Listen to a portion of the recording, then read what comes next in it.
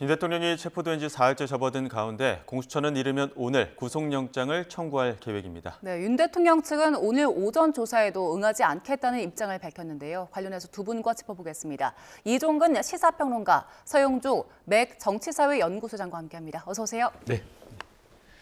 일단 윤 대통령 측 오늘 오전 10시로 원래 예정이 돼 있었습니다. 공수처 재조사에 출석하지 않겠다고 밝혔는데 그렇게 되면 추가 조사는 더 이상 불발이 되는 거라고 봐야 됩니까?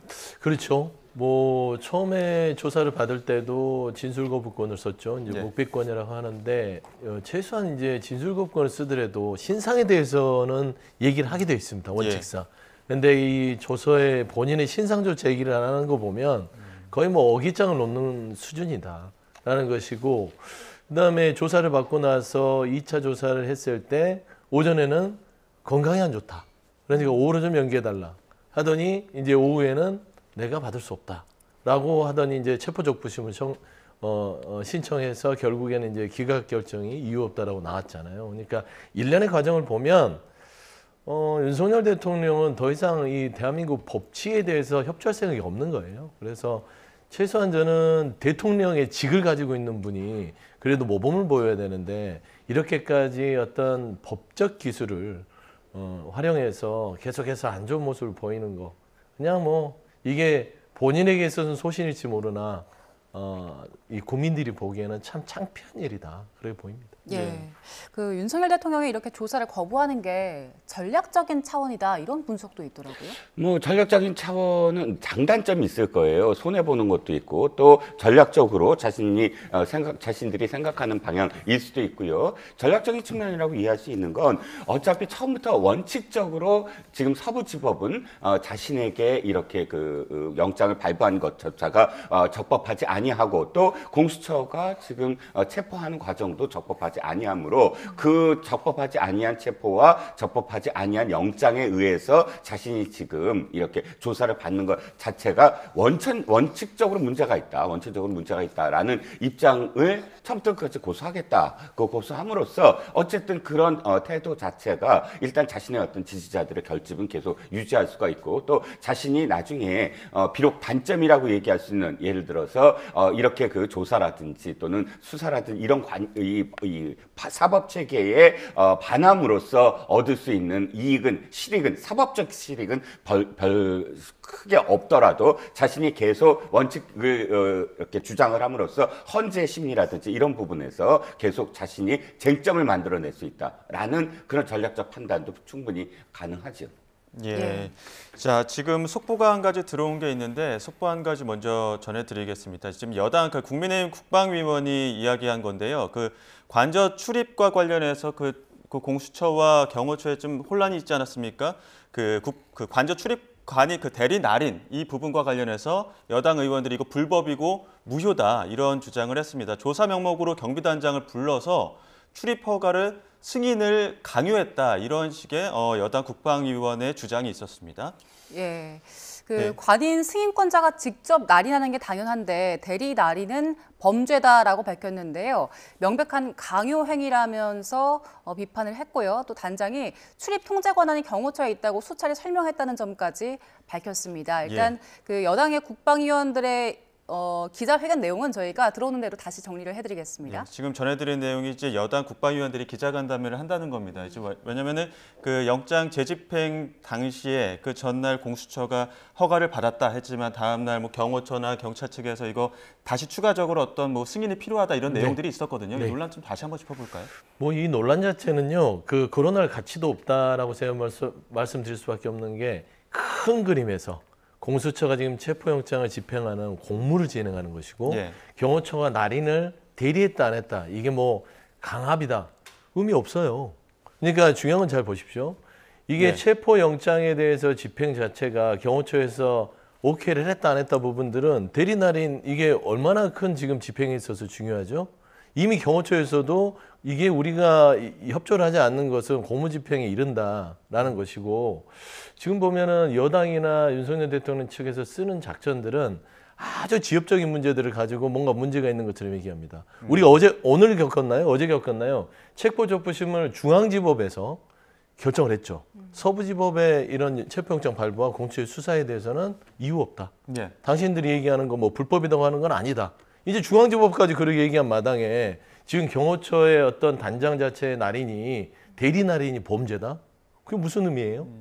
제 생각에는 그냥 주장일 뿐이고 예. 틀림없이 절차에 따라서 대리 날인에 대한 승낙을 얻어서 했겠죠. 뭐 그 조차를 한다고 해서 지금 내란죄에 있어서 체포영장의 집행이 뭐 무효가 되나요? 예. 전혀 연관성이 없는데 국민들이 지금 호도하는 겁니다. 예. 저는 그런 부분에 있어서는 좀 그만 좀 이런 그 어깃장을 냈으면 좋겠습니다. 예. 예. 글쎄요, 이건 대단히 위법적이고 위헌적인 절차입니다. 자, 우리가 어떤 것을 다투고 있죠?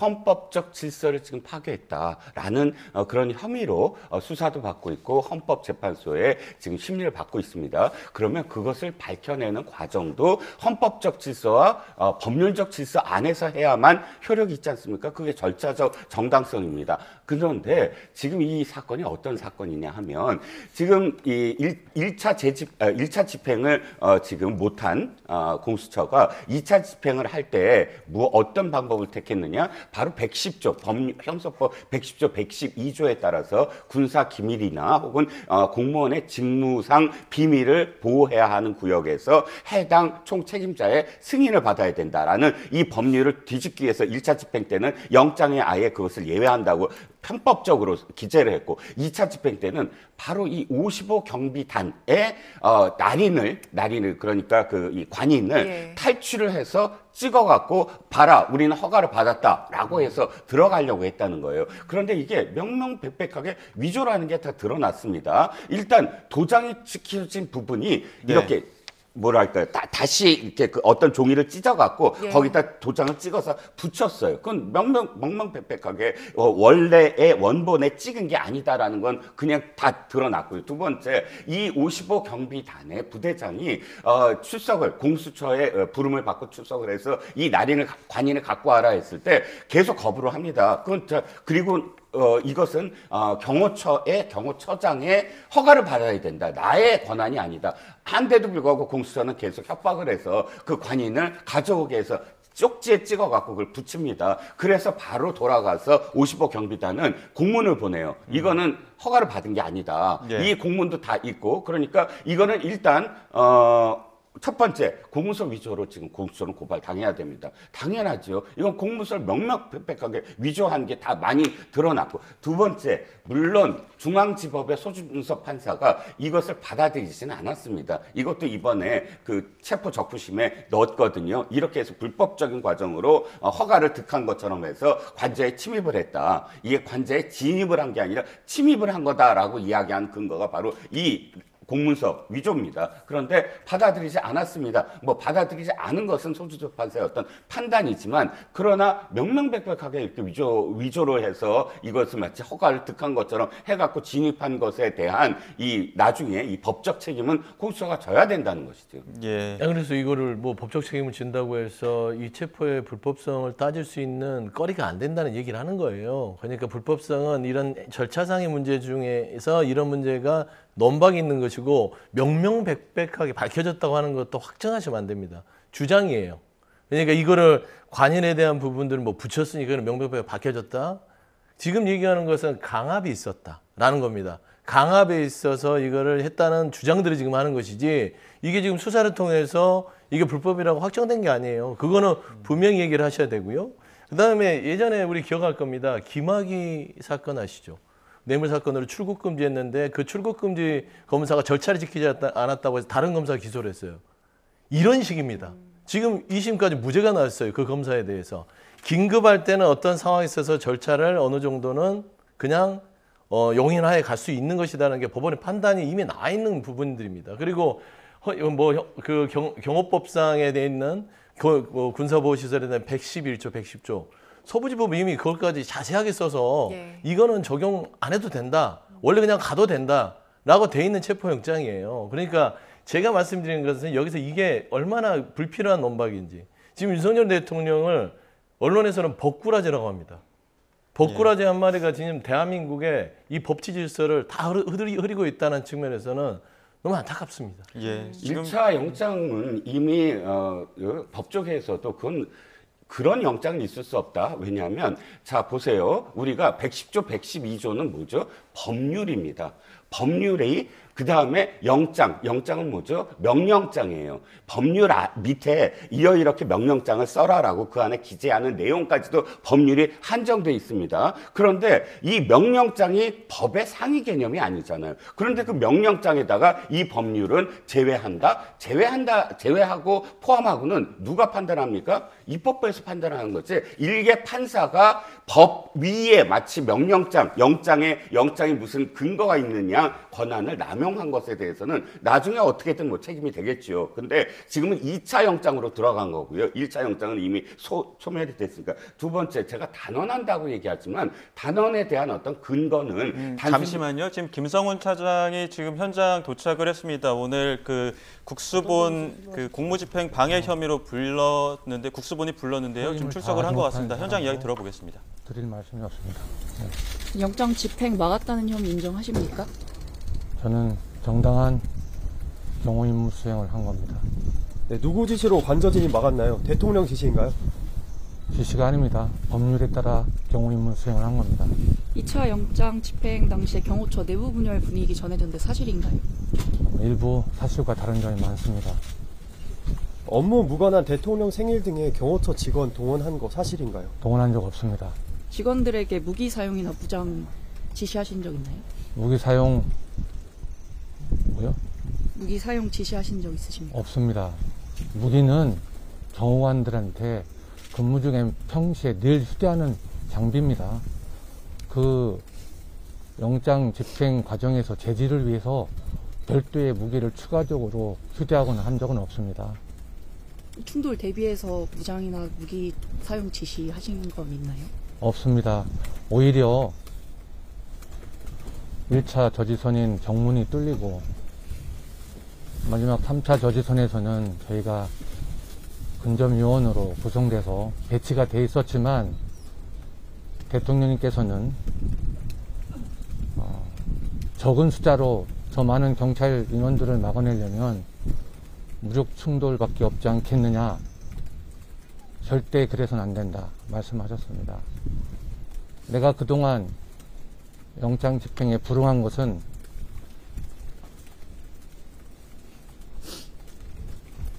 수사권이 없는 공수처가 초법적이고 불법적인 영장에 대해서 바로잡고자 하는 마음에서 내가 그동안 출석하지 않은 거지, 이렇게까지 충돌과 유혈 사태가 초래되는 이 과정이 뻔히 보이는 상황에서 이건 아니다, 내가 출석하겠다 결심하셨습니다.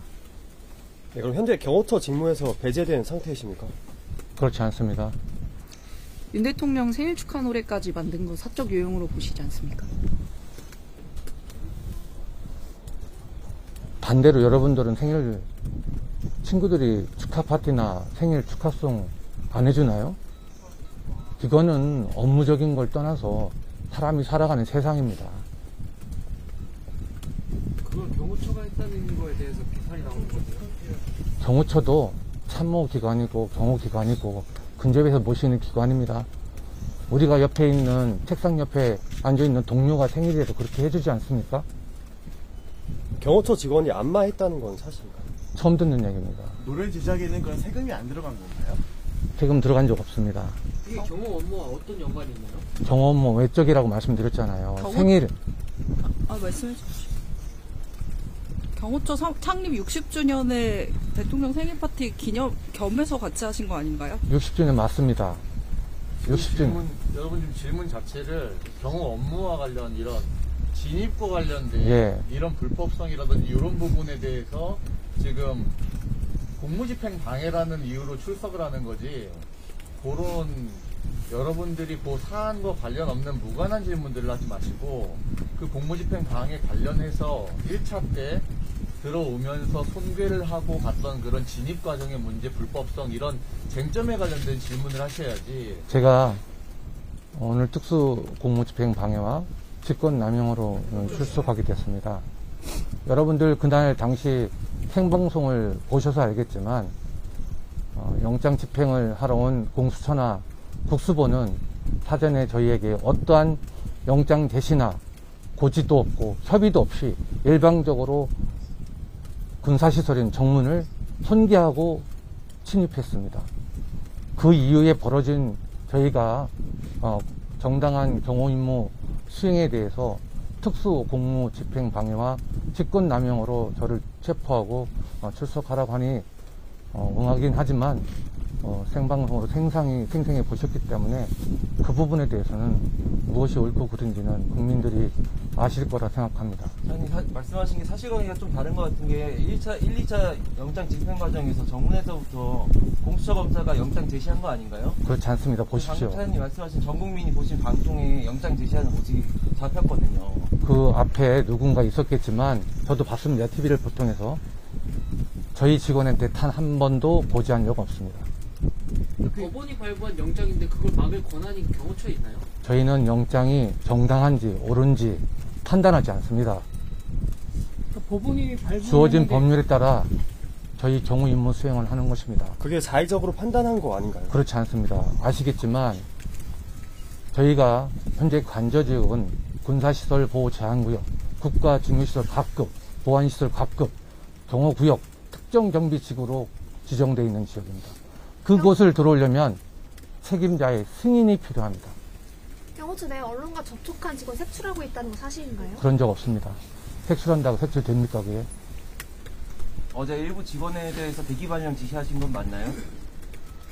뉴스를 보고 통해 알았습니다. 사실이 아니라는 취지신가요? 그건 제가 보고받지 못했습니다. 임무 배제나 이런 부분은 제 권한이 아니고 밑에 본부장이나 부장급 권한입니다. 오늘 어떤 점 위주로 소명하실 건지 말씀 부탁드립니다. 아까 말씀드린 것처럼 1차 영장 집행 과정에서 들어오시죠. 말씀하시죠. 네. 마지막으로 한 마지막 말씀. 집행 과정에서 있었던 시간대별 모든 제 그 경호 임무 활동을 그대로 다 소상히 밝히겠습니다. 네. 이상입니다. 대통령께서 여러 가지 말씀을 많이 하셨지만 제가 현재 지금 경호처장 직무대행자로서 드릴 말씀이 적절한지 아닌지는 모르겠지만 이 추운 겨울에도 차가운 바닥에서 오로지 자유 대한민국을 위해서 지키기 위해 저렇게 지지하시는 분들을 생각할 때마다 마음이 아프다. 내가 더 기운 차려서 꿋꿋이 자유 대한민국을 지켜내겠다. 너도 너의 본연의 임무를 소임을 다해라. 네가 그동안 약 30년 동안 7분의 대통령을 모셔왔지 않냐. 윤석열을 모신 게 아니다. 헌법기관인 대통령을 모신 거기 때문에 그런 소임을 다해라 말씀하셨습니다. 자꾸 경호처를 특정 대통령의 사병 집단이니 뭐니 하는데 저희는 지금 이 순간에도 전직 대통령도 내보내 모시고 있고 현직 대통령도 경호하고 있습니다. 그 과정에서 과거에도 그랬고 지금도 그렇고 미래에도 그랬듯이 저희에게 주어진 경호 대상자의 절대 안전을 위해서 경호 임무 수행을 하는 것 뿐입니다. 언론에서 이렇게 폄훼하거나 조직을 집단적으로 이렇게 무력화시키는 것은 부적절하다고 생각합니다. 이상입니다. 네, 지지자 말고 국민분들께 사과할 의향 있으신가요?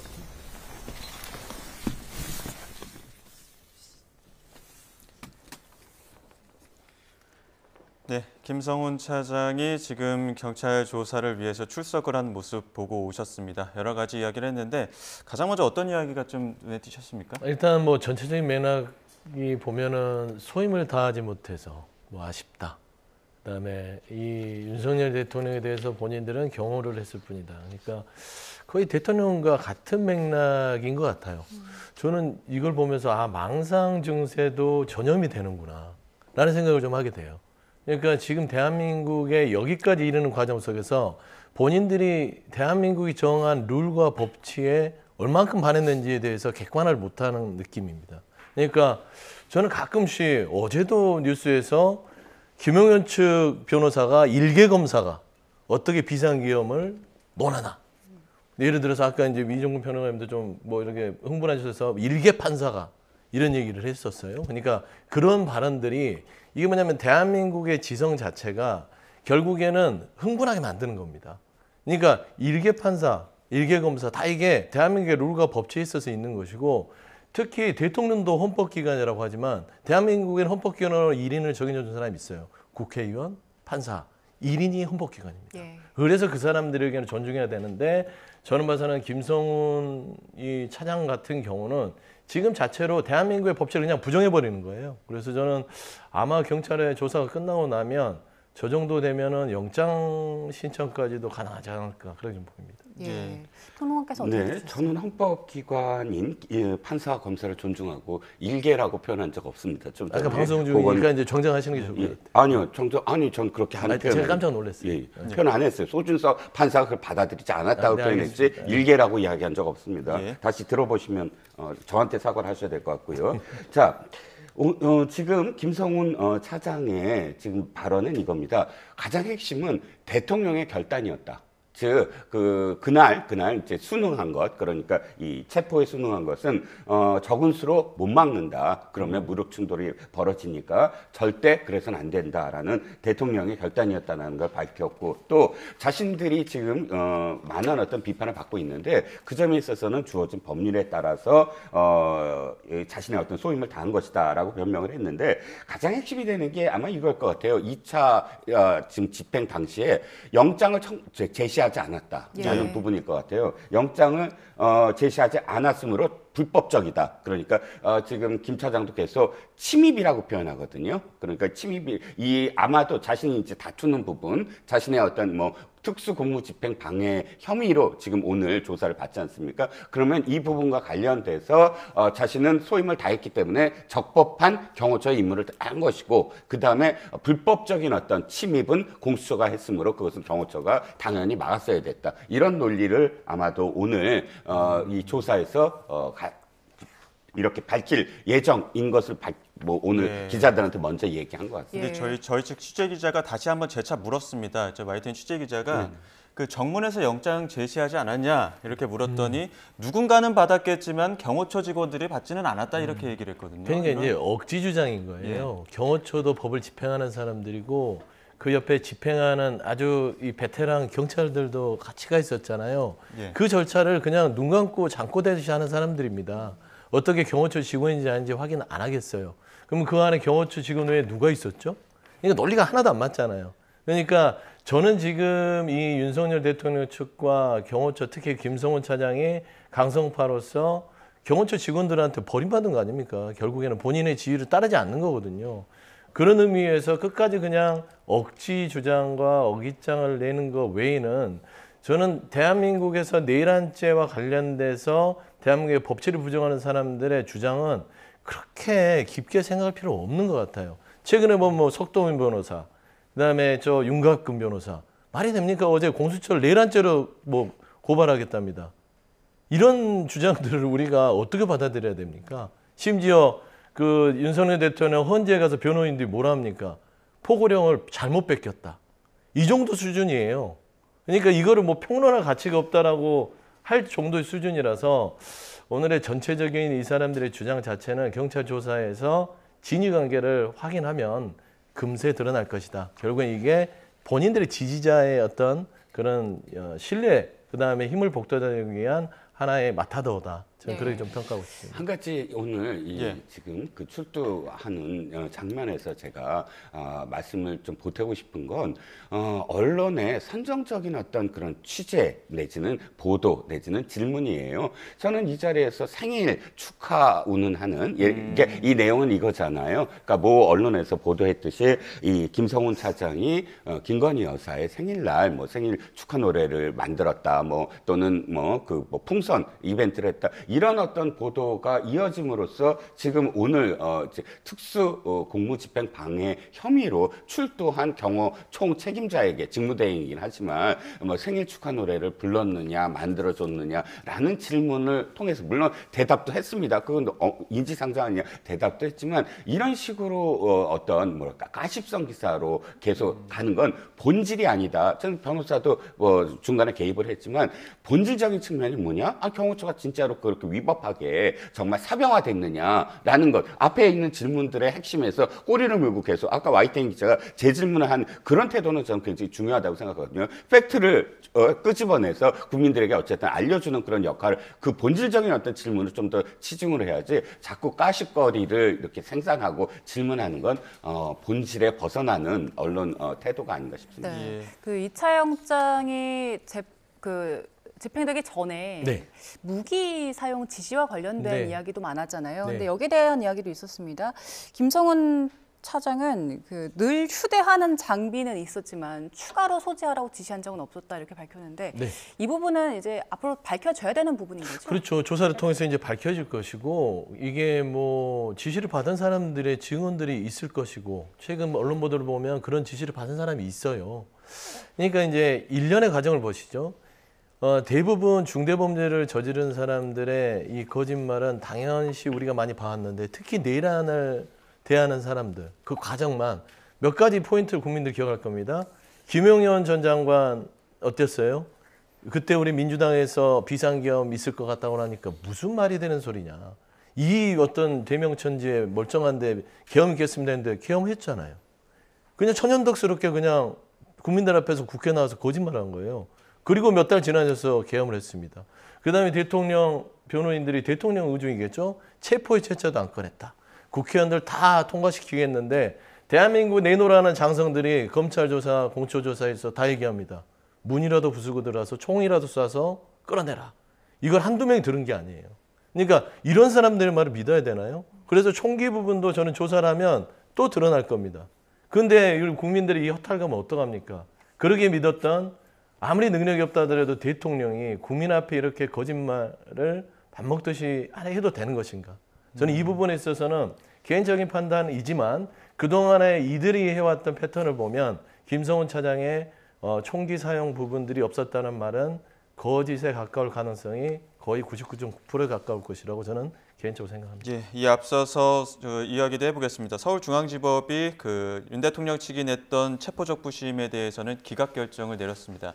이렇게 되면은 이제 법조계에서도 조금씩 명분을 잃는 것 아니냐라는 의견들이 조금 더 많이 무게감이 실리는 뉘앙스인데 여기에 대해서는 어떻게 좀 판단하십니까? 일단 대통령 측이 이번에 굉장히 실망을 했을 거예요. 왜냐하면 물론 이 체포 적부심에서 이걸 인용한 적은 거의 없다고 해요.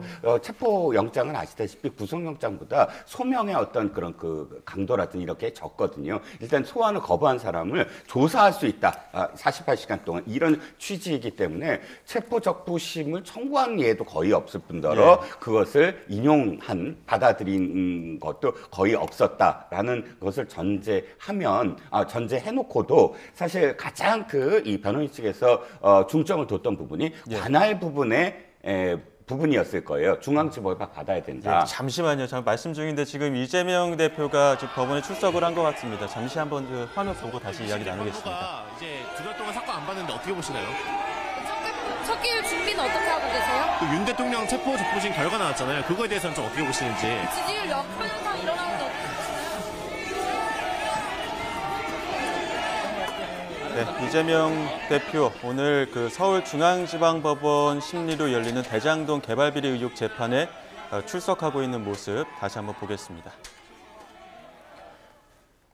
이 대표와 관련된 재판뿐만 아니라 윤 대통령의 체포와 관련해서도 취재진의 질문이 있을 것으로 예상이 됐습니다. 하지만 취재진 질문에 아무런 답변도 하지 않고 바로 법원으로 출석하고 있는 이재명 대표의 모습 보고 계십니다. 네, 이재명 대표 성남시장으로 재직할 당시에 민간 사업자에게 유리한 대장동 개발 사업 보조를 승인하는 등 특혜를 준 혐의를 받고 있는데요. 오늘 관련해서 재판이 진행이 될 걸로 보이고 조금 전에 출석하는 모습을 저희가 보내드렸습니다. 네, 자 이재명 대표의 출석도 보고 오셨는데요.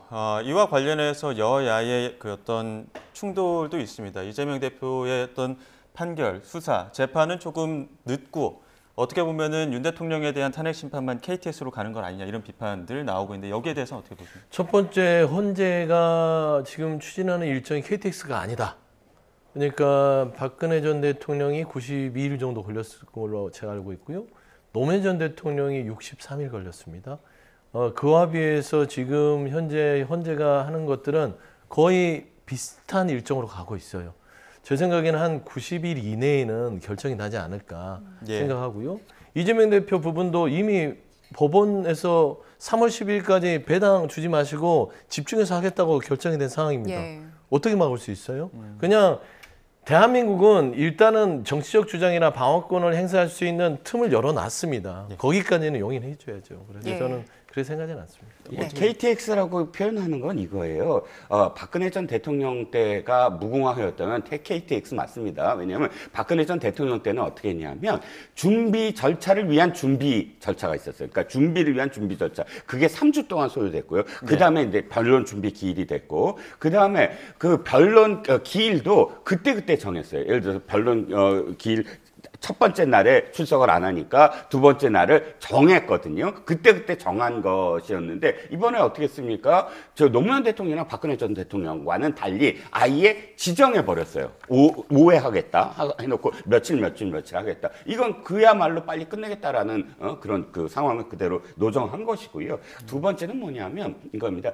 지금의 그 민주당이 아셔야 될 게 이렇게 윤 대통령의 그 사법과 관련된 지연 작전 이렇게 표현하고 전략 이렇게 표현하신 것들에 대해 표현하고 그다음에 압박을 계속 가했던 것에 대해서 고스란히 부메랑이 될 것이다. 국민들이 이제는 윤 대통령이 이제 뭐 재판을 받거나 혹은 헌재 심리가 계속 가속화되면 예. 이제는 이재명 대표로 바라볼 거거든요. 이재명 대표가 지금까지 어떻게 했습니까? 법카와 관련돼서 검찰이 소환을 3차례 이상 했는데 소환 다 불응했습니다. 그리고 그 이외의 재판 지연을 이미 3년 동안 지켜봤고요. 근데 이제부터 이재명 대표가 또다시 재판 지연하려거나 하면 똑같은 잣대로 국민들은 비판을 할 겁니다. 그러니까 그게 부메랑이 돼서 족쇄가 된 상황이다. 이게 예. 나중에 말씀드리겠지만 지지율과도 연관이 있다라고 예. 생각을 합니다. 그 이재명 대표 재판과 관련된 내용이 들어오면 저희가 추가적으로 전해드리고요. 저희는 윤석열 대통령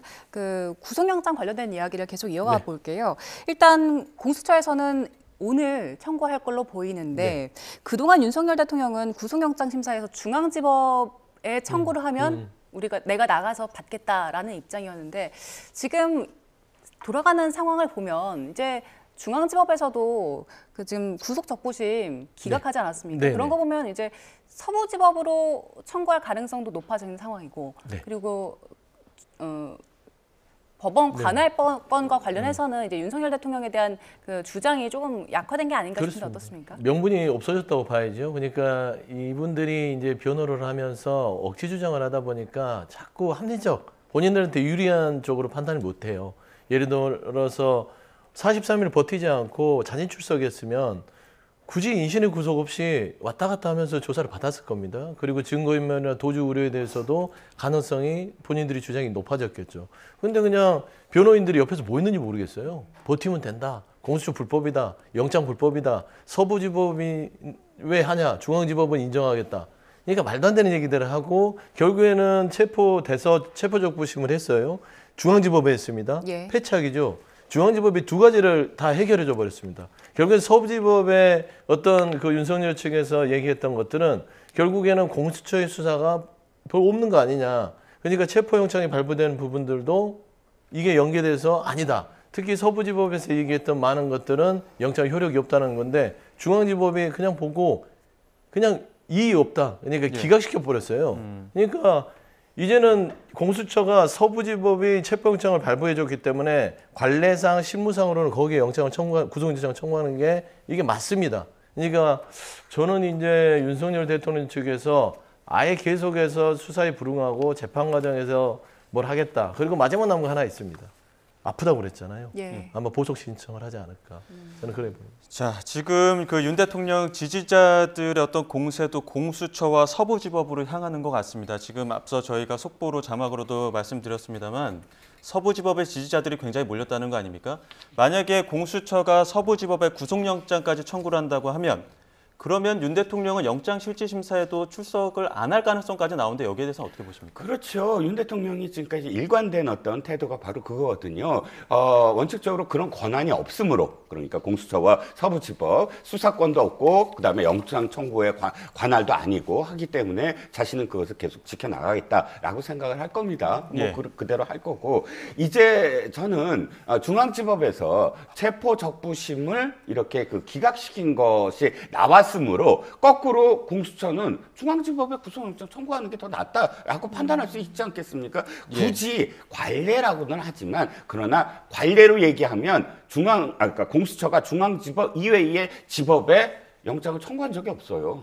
중앙지법에 계속했습니다. 물론 중앙지법에서 5번 영장 청구해서 5번 다 기각이 된 그런 아픈 경험이 분명히 있긴 하겠지만, 똑같은 논리로 아니 중앙지법에서 체포 영장도 적부심도 기각을 했는데, 그렇다면 구속영장 그쪽에 청구한다고 해서 그 빌미를 주지 않을 수가 있잖아요. 그러면 윤 대통령이 아니 저 서부지법에서 영장 안 나겠다라는 빌미를 없앨 수 있으니까 지금이라도 중앙지법에 구속영장 청구하라. 이것이 더 확실한 어떤 결론을 낼 수 있는 논리 아닐까 싶습니다. 네. 소장님 앞서 네. 그 윤석열 대통령의 건강상 이유로 조사 출석하지 않은 것 때 말씀하시면서 보석 신청할 가능성이 있다고 하셨는데 그럴 네. 수 있습니까? 밑자락을 까는 거죠. 일단은 이제 구속영장이 청구가 되고 일단은 이 영장이 발부될 가능성까지 높게 보는 것 같아요. 그러니까 영장이 발부가 되면 이제 결국에는 구속 수감돼서 한 6개월 정도의 어떤 기간을 봤을 때 그 중간에라도